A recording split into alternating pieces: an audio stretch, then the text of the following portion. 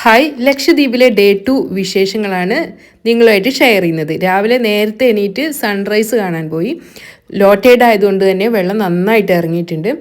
സൂര്യൻ ഉദിച്ചു വന്നതിന് ശേഷം ഏകദേശം 1 കിലോമീറ്ററോളം സീ ഷോറിലൂടെ നടക്കാൻ പോയി. റിസോർട്ടിൻ്റെ അടുത്ത് തന്നെ 1-2 വീടുകളൊക്കെ ഉണ്ട്. അപ്പോൾ അവിടുത്തെ ആളുകളോടൊക്കെ ഒന്ന് സംസാരിച്ചു.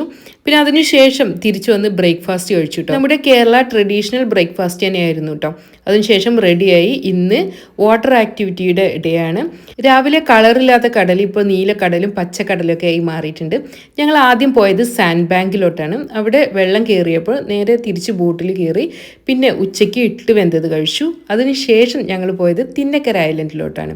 തിന്നക്കര ഐലൻഡ് വിസിറ്റിന് ശേഷം ഞങ്ങൾക്ക് സ്നോർക്കലിംഗ് ഉണ്ടായിരുന്നു. നല്ലൊരു എക്സ്പീരിയൻസ് ആയിരുന്നു കേട്ടോ. സ്നോർക്കലിങ്ങിന് ശേഷം തിരിച്ച് റിസോർട്ടിലോട്ട് എത്തിയിരിക്കുകയാണ്. ഇവിടെ ലക്ഷദ്വീപ് ഡെലിക്കസി ആയിട്ടുള്ള കിലഞ്ചിയും പാലും ഉണ്ടായിരുന്നു. പിന്നെ ചായ ഒക്കെ ഉണ്ടായിരുന്നു. പിന്നെ രാത്രി ഫിഷ് ഗ്രിൽ ഉണ്ടായിരുന്നു. നല്ല ഡെലീഷ്യസ് ആയിട്ടുള്ള ഒരു ഡിന്നറും ക്യാമ്പ് ഫയറോട് കൂടിയിട്ട് ഞങ്ങളുടെ ഈ ഡേ അവസാനിച്ചു.